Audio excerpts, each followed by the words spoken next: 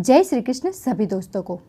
दोस्तों, द्रौपदी के चीरहरण के समय भीष्म पितामह चुप क्यों थे और उन्होंने दुर्योधन का साथ क्यों दिया था?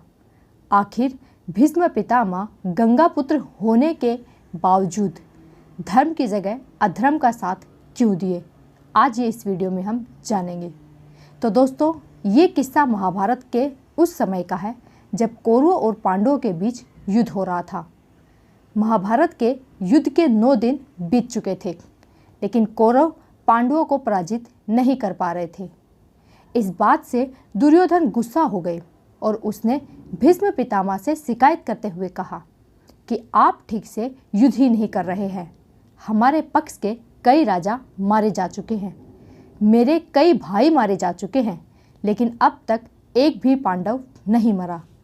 दुर्योधन ने चिल्लाते हुए भीष्म से आगे कहा कि आप जिस तरह युद्ध कर रहे हैं उसे देखकर तो यही लगता है कि आप कौरवों की ओर से नहीं बल्कि पांडवों की ओर से युद्ध कर रहे हैं।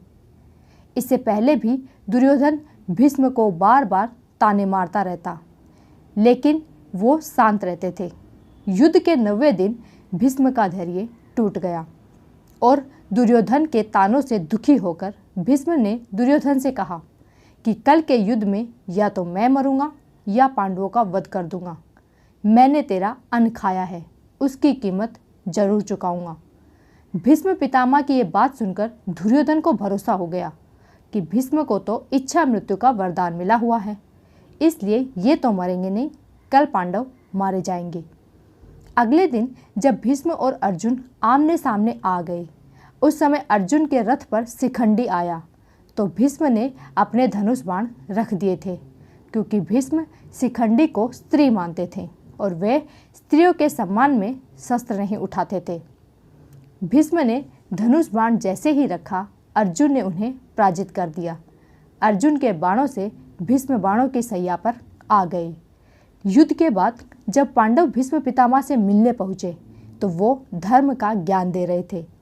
भीष्म से ज्ञान की बातें सुन द्रौपदी ने कहा कि आज तो आप धर्म का ज्ञान दे रहे हैं, लेकिन उस समय आप कहाँ थे जब भरी सभा में मेरा चीरहरण हो रहा था?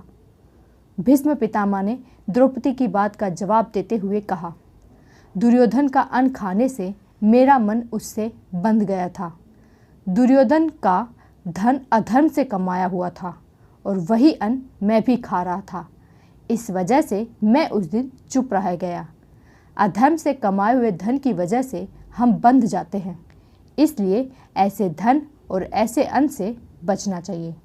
तो दोस्तों, अगर आपको वीडियो अच्छी लगे तो लाइक कर दीजिए, चैनल को सब्सक्राइब जरूर करें।